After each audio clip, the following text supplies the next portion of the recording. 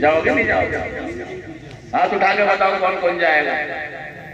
کیا کہہ رہے اتنی ٹھنڈی ہوا میں جنت کے لیے تو بیٹھے، ورنہ یہاں کوئی مولانا ناظم صاحب نے کوئی لڈو تیار تھوڑی کیے ہیں کہ جو سب کو دعا کے خاتمے پہ جلسے کے اختتام پہ وہ میٹھا تقسیم ہوگا، نہیں۔ اللہ کے نبی کی محبت میں، دین کی محبت میں یہ قربانی اور یہ تمام تر تکلیفیں برداشت کر رہے ہیں۔ اللہ تبارک و تعالیٰ نے 8 جنتیں بنائی ہیں، نمبر 1 نمبر 2 ہو کر 8ویں نمبر پر ایک جنت کا نام ہے جنت الفردوس۔ اللہ تعالیٰ قرآن میں کہتے ہیں ان الذین آمنوا وعملوا الصالحات کانت لہم جنات الفردوس نزلا۔ اے میرے وہ بندو، بے شک وہ لوگ جو ایمان لے آئے اور ایمان لانے کے بعد اعمال صالحہ میں زندگی گزاری۔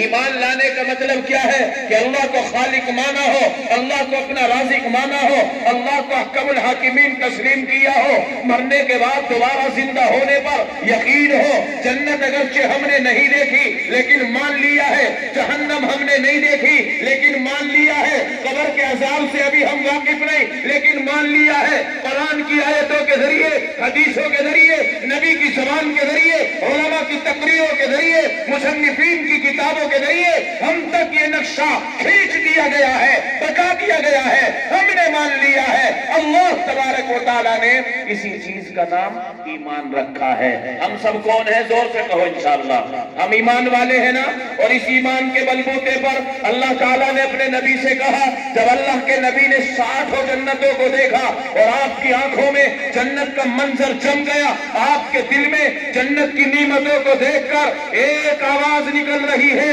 اور اللہ سے ملاقات کرتے ہوئے یہ آمنہ کا در یتیم کہتا ہے جو مسجد حرام سے مسجد اقصی فلسطین تک کا سفر کر کے ایک ہی رات میں 7 آسمانوں کو پار کر کے 8 جنتوں کو دیکھ کر جب اللہ کے سامنے آ رہا ہے فَكَانَ قَابَ قَوْسَيْنِ أَوْ أَدْنَىٰ، اللہ سے نزدیک ہوا ہے۔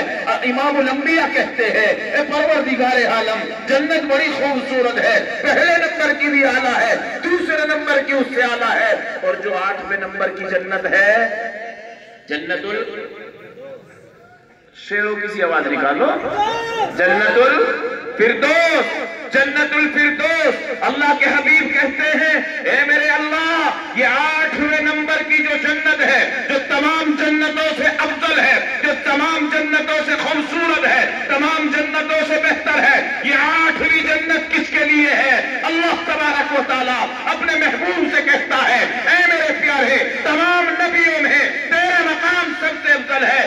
آسمانی تمام کتابوں میں، آسمانی تمام صحیفوں میں، آسمانی تمام پیغامات میں جو پیغام قرآن کی شکل میں جبریل امین کے ذریعے سے دائرے اوپر اتارا ہے، وہ تمام آسمانی کتابوں میں افضل ہے۔ اور اس جملے پر سبحان اللہ، اللہ کہتے ہیں میرے پیارے، دنیا کی تمام امتوں میں تیری امت سب سے افضل ہے، تو جنت میں جو حصہ سب سے افضل ہے، سب سے معظم ہے اور سب سے زیادہ خوبصورت ہے جنت الفردوس، وہ میں تیری امت کو دینے والا ہوں۔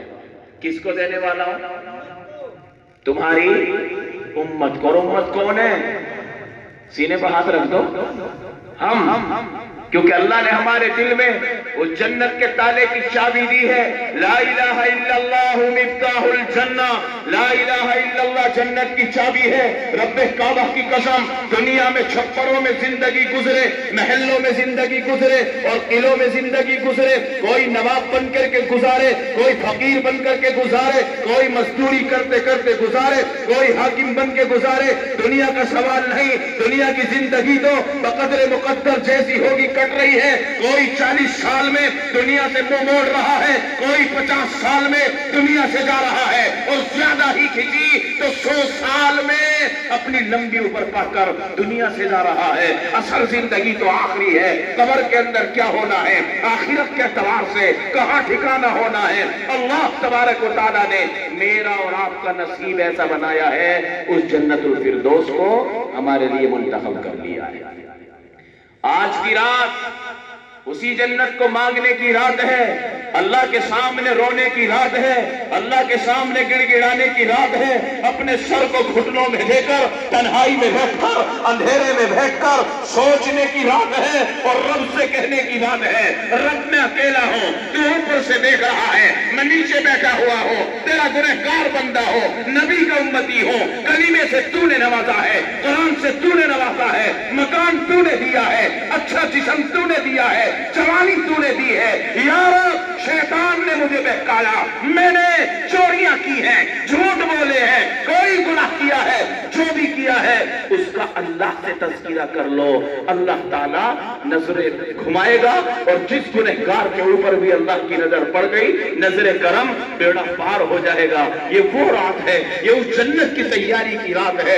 इमामुल अंबिया, महबूबे किबरिया, सरकारे दो आलम सल्लल्लाहु अलैहि वसल्लम से बेहतर कोई नबी नहीं, आपकी उम्मत से बेहतर कोई उम्मत नहीं। मेरे भाई, हम मुकद्दर वाले हैं कि नहीं है ना?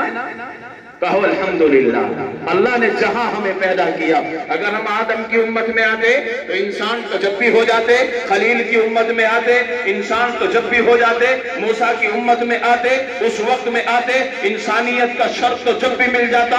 लेकिन अल्लाह तबारक व तआला, कुर्बान जाइए आपकी मेहरबानी पर कि ऐसे लाडले नबी की उम्मत में मुझे और आपको पैदा किया है कि जो उम्मत ये मकाम हासिल कर रखती हो कि वो दूसरे लोगों की सिफारिश बनकर हशर के मैदान में खड़ी होगी। इसलिए मेरे भाइयों, हमें अपने आप को पहचानना है और अपने आप को पहचान कर हर कदम पर यह सोचना है कि ये काम मेरे लिए जायज है कि नाजायज है। नफा नुकसान यही तो है। अल्लाह ने कानून साबता एक बयान किए छोटे से टुकड़े में, मा आताकुमुर रसूल फखुज़ूहु व मा नहाकुम अन्हु फंतहू। अल्लाह कुरान में कहता है, मेरा हबीब, मेरा लाडला, मेरा चहीता, ये जो भी प्यार की लफ्ज, प्यार के अल्फाज अल्लाह इस्तेमाल कर सकते हो, अल्लाह कहते हैं कि मेरा प्यारा जो तुम्हें दे उसे मजबूती से पकड़ लो, जिस काम के करने का हुक्म दे उसे मजबूती से थाम लो, और जिस चीज से मना करे उससे बाज आ जाओ, तो जन्नत तक पहुंचने में तुम्हें कोई रोक नहीं सकता। कलीमा पढ़ने वाले और